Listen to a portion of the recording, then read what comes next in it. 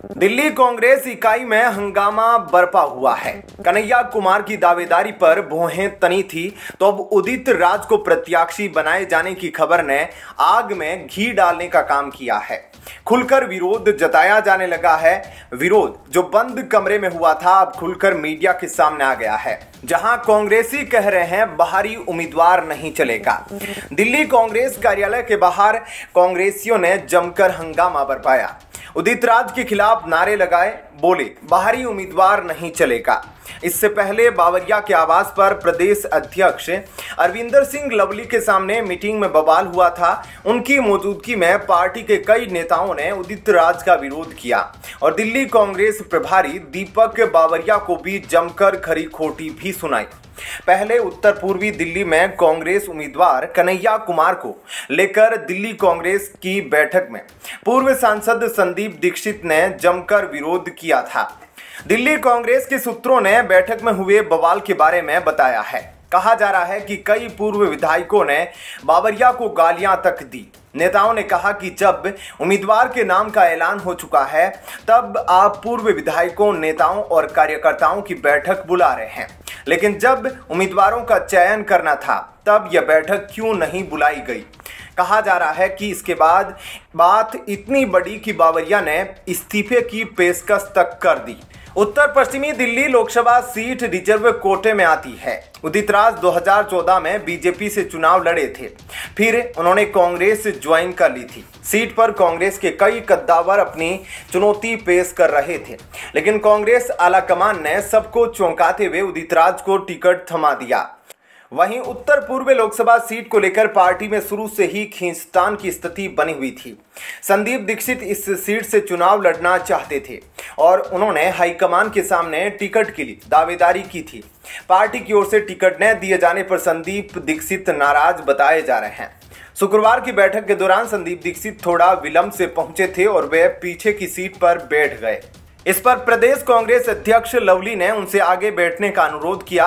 कांग्रेस उम्मीदवार कन्हैया कुमार ने भी उनसे आगे आने का अनुरोध किया।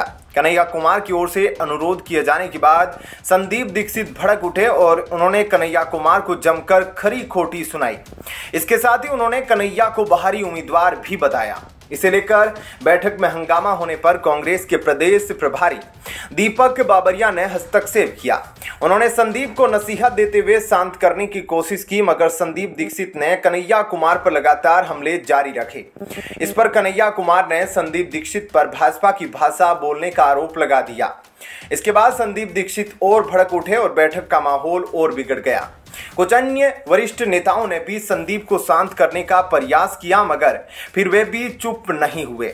उन्होंने कांग्रेस के प्रदेश प्रभारी दीपक बावरिया पर भी जमकर हमला बोला।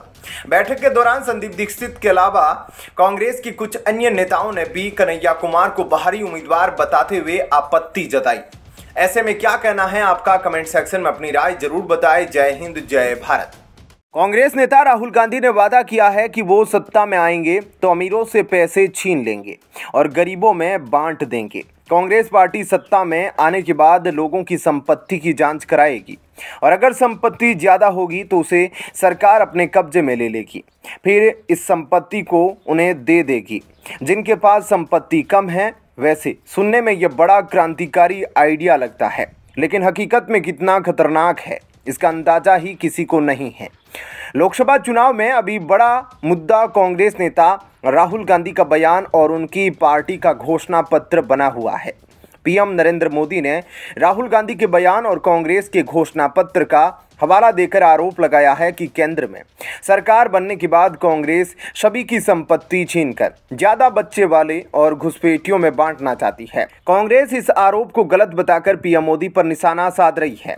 वहीं अब देशवासियों की संपत्ति का सर्वे करने वाले बयान से राहुल गांधी ने पलटी मार ली है। सबसे बड़ा यू टर्न लेते हुए उनका कहना है कि इस मामले में एक्शन लेने की बात उन्होंने नहीं की। इससे पहले राहुल गांधी ने कांग्रेस के सत्ता में आने पर देश के लोगों की संपत्ति का सर्वे करवाने की बात कही थी। इसके साथ ही संपत्ति को दोबारा बांटने की भी बात कही गई थी। राहुल गांधी ने दिल्ली स्थित जवाहर भवन में ये बातें कही। यहाँ सामाजिक न्याय सम्मेलन में हिस्सा ले रहे थे। इसे कांग्रेस ने आयोजित किया था। इस आयोजन में उन्होंने अपने सर्वे और एक्सरे वाली बात का बचाव किया। राहुल गांधी ने कहा, मैंने अभी तक यह नहीं कहा है कि हम कार्रवाई करेंगे। मैं तो बस इतना कह रहा हूं कि हम पता लगाएंगे कि कितना अन्याय हुआ है। राहुल गांधी का कहना है कि उन्होंने जब से सामाजिक न्याय की बात की है तब से प्रधानमंत्री मोदी और भाजपा ने उन पर हमले करना चालू कर दिया है। राहुल गांधी ने कहा कि देश के लोगों की संपत्ति का एक्सरे करने से समस्या का पता चलेगा। गौरतलब है कि राहुल गांधी ने इससे पहले देश के लोगों की संपत्ति का सर्वे करवाया जाएगा। यह सर्वे संपत्ति के दोबारा से बंटवारे को लेकर किया जाएगा। इससे संपत्ति बांटने में सहायता मिलेगी। राहुल गांधी ने इस सामाजिक न्याय सम्मेलन में जातिगत जनगणना को लेकर भी बात की। उन्होंने कहा, यह मेरे लिए राजनीति नहीं है, यह मेरे लिए लाइफ मिशन है। इसे मैं छोड़ने वाला नहीं हूं। मैं गारंटी से कह रहा हूं, आप लिख लो, जाति जनगणना को कोई शक्ति नहीं रोक सकती। जितनी तेजी से इसे रोका गया उतनी फोर्स से ये वापस आई। हिंदुस्तान के 90% लोगों को यह बात समझ में आ गई है। राहुल गांधी के संपत्ति के सर्वे और दोबारा बांटने की बातों के बीच कांग्रेसी नेता सैम पित्रोदा ने विरासत टैक्स की बात भी की है। उन्होंने मीडिया से बात करते हुए कहा कि अमेरिका में किसी व्यक्ति की मौत के बाद उसकी 55% संपत्ति सरकार ले लेती है और पित्रोदा को यह सही लगता है। भारत में ऐसा कानून नहीं है। उनके इस बयान से कांग्रेस ने दूरी बना ली थी। कांग्रेस ने इसे उनकी निजी राय बताया है। पीएम मोदी ने इसको लेकर बताया है कि कांग्रेस जिंदगी के साथ और जिंदगी के बाद लूट की नीति रखती है। ऐसे में क्या कहना है आपका, कमेंट सेक्शन में अपनी राय जरूर बताएं। जय हिंद, जय भारत। जिसके ऐसे मित्र हो उसे शत्रुओं की क्या जरूरत है, इनसे मिलिए। नाम है सत्यनारायण गंगाराम विश्वकर्मा, जो धर्म परिवर्तन के बाद सैम पित्रोदा बन गए हैं। राहुल गांधी के प्रमुख सलाहकार है। ओवरसीज कांग्रेस पार्टी चलाते हैं। राहुल गांधी के विदेशी दौरों की व्यवस्था करते हैं। सोरोस और कांग्रेस पार्टी के बीच में बिचौलिए का काम करते हैं। इनका नया सिगुपा सुनिए। कहते हैं कि जिस तरह अमेरिका में विरासत में मिली संपत्ति पर 55% का टैक्स लगता है, वहीं भारत में भी लगाना चाहिए। माने अगर किसी को पैतृक संपत्ति में 10 लाख रुपए मिले हैं तो उसमें से 5.5 लाख रुपए सरकार का हो जाएगा और शेष 4.5 लाख रुपए ही वारिस को मिलता है। यही व्यवस्था यहाँ भी लागू करना चाहते हैं। राहुल गांधी आंख मूंद कर इनकी बात का विश्वास करते हैं तो कोई आश्चर्य नहीं होना चाहिए कि राहुल गांधी सत्ता में आने पर यही व्यवस्था यहाँ भी लागू न कर दे। इसलिए और सावधान रहे। ओवरसीज कांग्रेस के मुखिया सैम पित्रोदा ने मीडिया से बात करते हुए कहा, अमेरिका में एक विरासत कर इनहेरिटेंस टैक्स है। अगर किसी व्यक्ति के पास $100 मिलियन है और जब वह मरता है तो वह इसका केवल 45% ही अपने बच्चों को दे सकता है। 55% सरकार के खजाने में जाता है। इस कानून के अनुसार आपने अपने समय में संपत्ति बनाई और अब इसे जनता के लिए छोड़ दीजिए। पूरी नहीं तो कम से कम आधी तो जनता के लिए छोड़ ही दे। मुझे यह एकदम सही लगता है। इसके बाद सैम पित्रोदा ने इस कानून की वकालत में कहा, भारत में ऐसा कोई कानून नहीं है। भारत में अगर किसी के पास $10 बिलियन लगभग 82,000 करोड़ रुपए है और वह मरता है तो उसके बच्चों को पूरे $10 बिलियन मिलते हैं। जनता को उसमें से कुछ नहीं मिलता। ये कुछ मामले हैं जिन पर बहस और विचार होगा। जब हम संपत्ति दोबारा से बांटने के बारे में बात करेंगे तो इसका मतलब नए कानून और नीतियों पर बात करना होगा। कांग्रेस नेता के इस बयान पर बीजेपी का कहना है कि देश की विरासत पर कांग्रेस की कुदृष्टि है। बीजेपी नेता ने शक जताया है कि सैम पित्रोदा का बयान कहीं भविष्य में हार्ड करेंसी के बेस को ध्वस्त करने का बड़े राजनीतिक षड्यंत्र का हिस्सा तो नहीं है। सुधांशु त्रिवेदी ने कहा कि सैम पित्रोदा का बयान विदेशी शक्तियों से प्रेरित है। विदेश का जो उदाहरण उन्होंने दिया है उसमें 45% तक टैक्स लगता है। दुनिया एक साथ आगे बढ़ रही है। डॉलर की हार्ड करेंसी के रूप में भविष्य अनिश्चित हो रहा है। उन्होंने कई बार रेट ऑफ इंटरेस्ट बढ़ाए हैं, इसके बाद भी कम नहीं हो रहा है। विश्व भविष्य में हार्ड करेंसी के रूप में गोल्ड की तरफ आगे बढ़ रहा है। बीजेपी नेता ने कहा, हर साल 7,000 टन सोना भारत में खरीदा जाता है। गरीब से गरीब व्यक्ति भी अपने पास सोना रखना चाहता है। क्या आप उस बचत के ऊपर 45% टैक्स लगाना चाहते हैं, जो उदाहरण सैम पित्रोदा ने दिया है? इसका मतलब यह हुआ कि भविष्य में विश्व में जो हार्ड करेंसी हो सकता है उसका बेस भारत में हो सकता है। उस बेस को ध्वस्त करने का बड़े राजनीतिक षड्यंत्र का हिस्सा तो नहीं है। बीजेपी नेता ने कहा कि पीएम मोदी ने भी कहा है कि कांग्रेस की लूट जिंदगी के साथ भी और जिंदगी के बाद भी। सुधांशु त्रिवेदी ने सैम पित्रोदा को लताड़ लगाते हुए कहा कि हमारे यहाँ सोना कोई एसेट नहीं है, विदेश के माइंडसेट से बाहर आइए। उन्होंने कहा कि सनातनी पूजा में सोना रखता है, शादी विवाह में गरीब से गरीब आदमी हाथ में सोना देता है, जिसके प्राण निकल रहे होते हैं उसके मुंह में भी सोने का टुकड़ा रखा जाता है। ऐसे में सैम पित्रोदा का इस तरह का बयान देना उनकी विदेशी मानसिकता को दिखाता है। ऐसे में क्या कहना है आपका कमेंट सेक्शन में अपनी राय जरूर बताएं। जय हिंद, जय भारत। पश्चिमी बंगाल के मुर्शिदाबाद में रामनवमी के मौके पर हुई हिंसा को लेकर हाईकोर्ट ने सख्ती दिखाई है। रामनवमी हिंसा पर कलकत्ता हाईकोर्ट ने कड़ी टिप्पणी करते हुए कहा कि जहां लोग 8 घंटे शांति से अपना त्योहार नहीं मना सकते, वहां अभी वोट कराने की जरूरत नहीं है। हाईकोर्ट ने चुनाव रद्द करने की चेतावनी देते हुए कहा कि उत्सव के दौरान शांति बनाए रखने में असमर्थ लोग निर्वाचित प्रतिनिधित्व के लायक नहीं हैं। बता दें कि 17 अप्रैल को रामनवमी उत्सव के दौरान बंगाल के मुर्शिदाबाद जिले में हुई झड़पों में कम से कम 19 लोग घायल हो गए थे। कलकत्ता हाईकोर्ट के चीफ जस्टिस टी.एस. शिव गणनम और जस्टिस हिरण्मय भट्टाचार्य की पीठ ने कहा कि इलाके में 4 मई और 13 मई को होने वाले लोकसभा चुनावों को रद्द किया जाना चाहिए। चीफ जस्टिस ने कहा, अगर लोग शांति और सद्भाव में नहीं रह सकते तो हम चुनावों को रद्द कर देंगे। अगर आदर्श आचार संहिता लागू होने के बावजूद 2 संप्रदायों के लोग इस तरह लड़ रहे हैं तो उन्हें चुनाव की आवश्यकता नहीं है। वहीं पश्चिमी बंगाल में जिस संदेश खाली कांड को लेकर इतना बवाल मचा था, उसके मुख्य आरोपी शाहजहां शेख का एक वीडियो सामने आया है जिसमें वह बुरी तरह रोता नजर आ रहा है। भाजपा यानी भारतीय जनता पार्टी के नेता अमित मालवीय ने संदेश खाली केस के आरोपी और पूर्व टीएमसी नेता शेख शाहजहां का एक वीडियो साझा किया है जिसमें वह कथित तौर पर बच्चे की तरह रोता नजर आ रहा है। बीजेपी आईटी सेल प्रमुख अमित मालवीय ने सोशल मीडिया प्लेटफॉर्म एक्स पर 7 सेकंड की क्लिप शेयर करते हुए लिखा, ममता बनर्जी के पोस्टर बॉय बलात्कारी का स्वेग गायब हो गया है। अमित मालवीय ने वीडियो शेयर कर अपने पोस्ट में लिखा, स्वेग गायब हो गया। ममता बनर्जी का पोस्टर बॉय और रेपिस्ट शाहजहां शेख एक बच्चे की तरह रो रहा है।